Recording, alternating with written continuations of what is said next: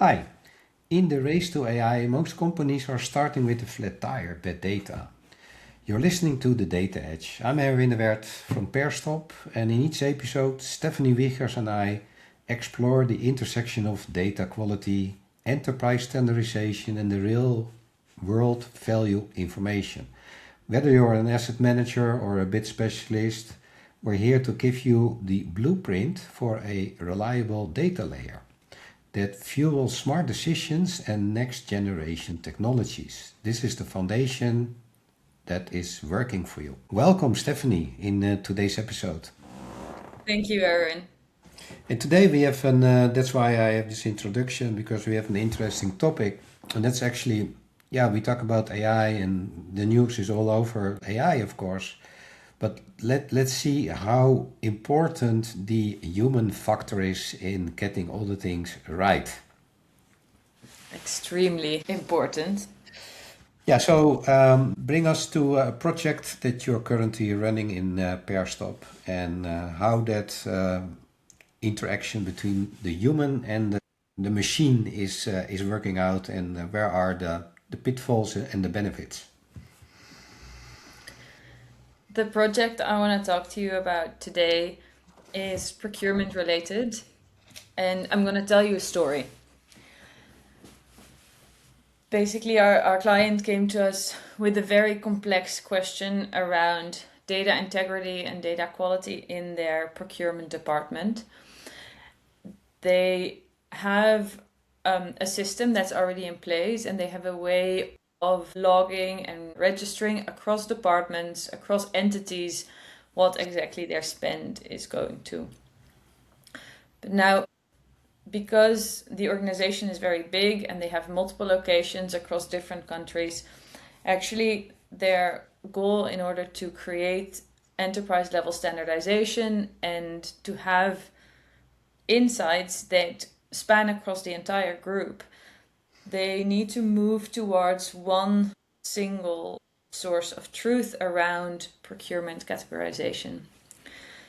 So that means that it's really, really important that if one team categorizes something as contractor work in welding, then the other team can't categorize it as general contracting work. They need to Uh-huh. identify that in the same way.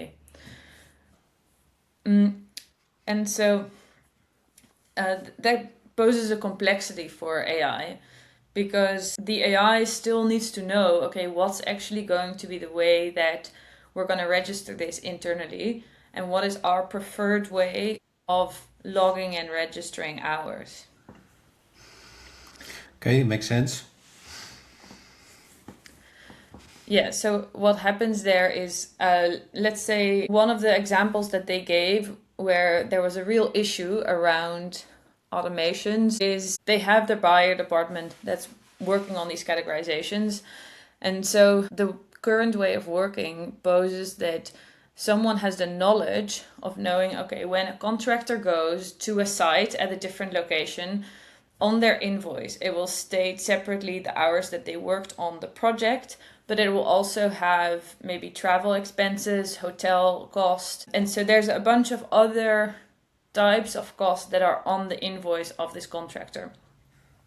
So now every company will have their own practices around how they will book those types of costs. So is all of the contractor costs, including the hotel, something that goes towards the human hours worked and logged? Or do you decide to split that and categorize the contractor hotel expenses under your hotel and sleeping expenses? That's not a question that any AI can answer for you, but it is also a question that any AI will answer for you. Okay, so I'm thinking about this because basically what this kind of company is trying to achieve is to systemize the way they work. And of course you work with a lot of people, like you explained, you have different departments, it's a big company. So they have different ways of doing. And that's what you see with if you do this only by, let's say, human power. So it doesn't work when you only hit on discipline and structure from a human point of view. So if you want to systemize this approach, then the system, in this case the AI system, need to understand how to do these things, right? So, and basically it means the humans have to teach them this, right? Yeah, it does. Yeah. What this specific client already did is they actually had a really, really good and smart way of working already.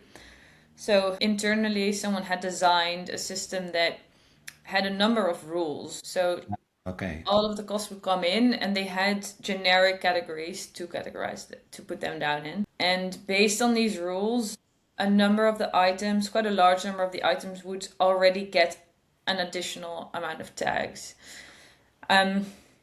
This didn't lead to the level of granularity that they actually required to then drive value from these analyses. So it was okay for reporting purposes to see internally, like really, really high level, okay, what is going on here? But it wasn't okay to have any spend optimization. And a lot of the costs were kind of mapped into generic categories. Ah, yeah. So one of my questions, if I hear this, so what did you do? Did you take these rules of engagement, what they already had, and just implement this in the system, or was that not enough? Yeah. Well, no, that was not enough. Yeah. What Okay. we did is we actually combined all the possible resources.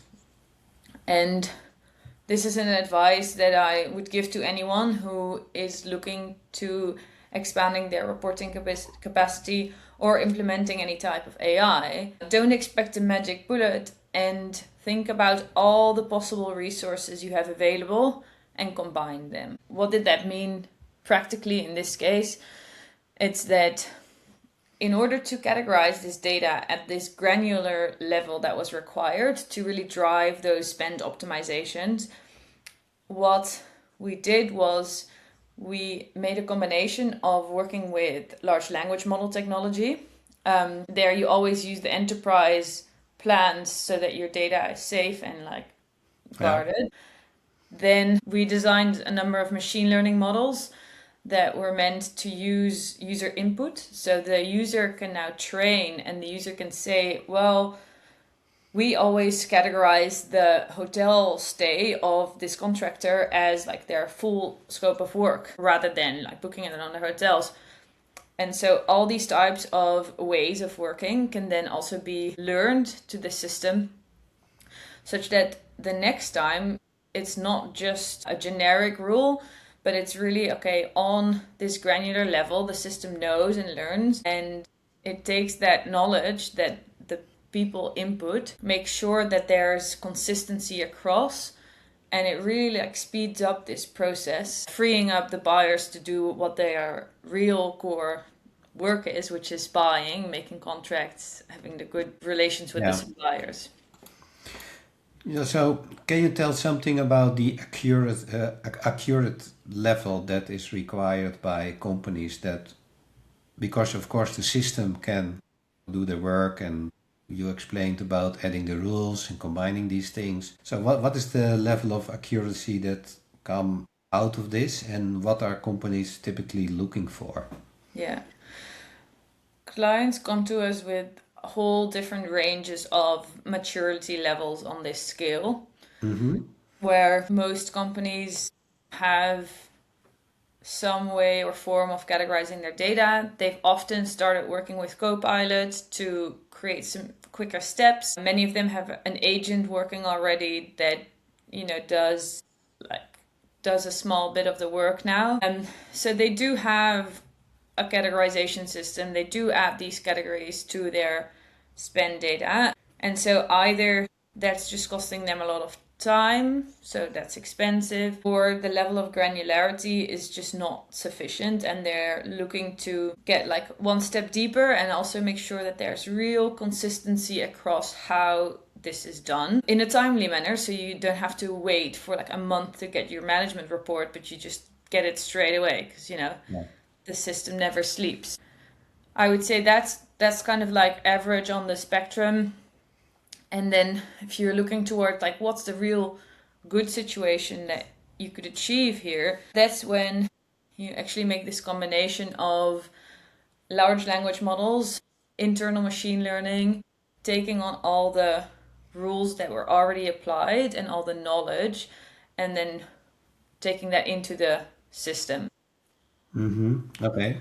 Yeah. And so when a company already has, when you already have your systems in place and you have a way of doing it by hand, then the system just learns how that's being done. So that means that just right off the bat, when starting off, you've trained the system, and it just starts replicating all of those things that you've already been doing internally. So with a lot of previous input, the accuracy just goes to the roof and gets you the replication straight away. Can you give an example for this project that you're currently working on? How the, let's say, the review process work, the validation process work for, and how did you set it up, working with the people with all the knowledge and the system that is in learning mode? Yeah. Yeah. It works like this. So they have different departments and different buyers who are responsible for a different part of the business. So every buyer gets to review only lines that are relevant to their department. Then they'll be presented with an overview where the system automatically recognizes this is a high confidence item, and this is a low confidence item. So in the prediction that it makes, like you can see it as a junior employee. If you ask a junior employee to put your spend in buckets, then they might be able to deduce that an aluminum beam is an aluminum beam. And so if you have that one-on-one mapped, then it will map it correctly. And so you get a high confidence score. But on things like these hours and hotel spend, you'll automatically see in the system that this is not a straightforward category to map. And so it will highlight it as a category that needs to be reviewed. And so then the user is presented with like a top list of, okay, these items need your manual review. And then it's really easy for them. They just open a menu where they can see, okay, this is the tree structure. So this is the structure of how the categorization here works. You can search and it like makes a number of suggestions. And then it also shows you, okay, this is how you've mapped this item previously. So you can look into history and compare so that you really guarantee consistency across this categorization. And then all of these reviews, every month or however often you do the reviews, they're bundled and they feed back into the system. And then Okay.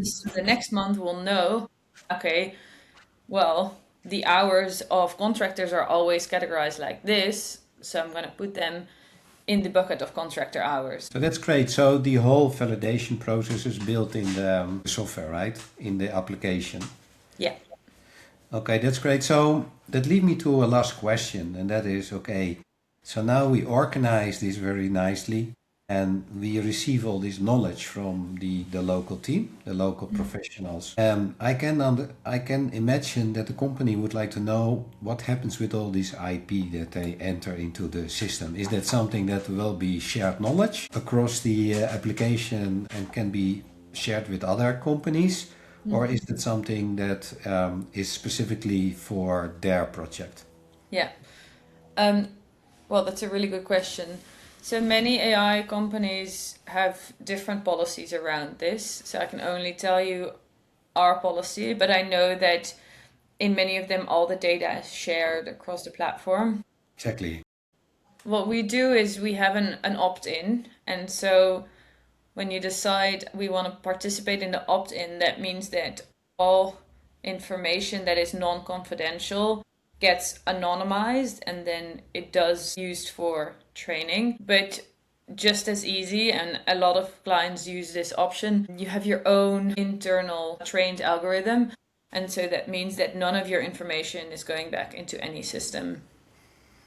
Okay, that sounds good. So I know Perstop work with quite let's say, enterprise companies, and they started these projects. So that means also that we comply with their regulations, right? So Yeah. it fits in their policies of working. Is that correct? Yeah, it does. And data safety and security is something that you cannot take serious enough. It's really, really important and it's critical to many businesses. And so I believe every AI company should have safety and security as one of their top values. That's right. All right. So, yeah, I think you gave us some more insights in the level of quality and review processes that is a combination of people and the knowledge within the company and the technology. And that's something that is an interesting topic, how the man and machine work together, right, to come to the better results. And I think that's the right way to do it. Okay, so thank you so much for this week's episode. And I look forward to the next one next week. And can you maybe already say a little bit what we will do in the next week?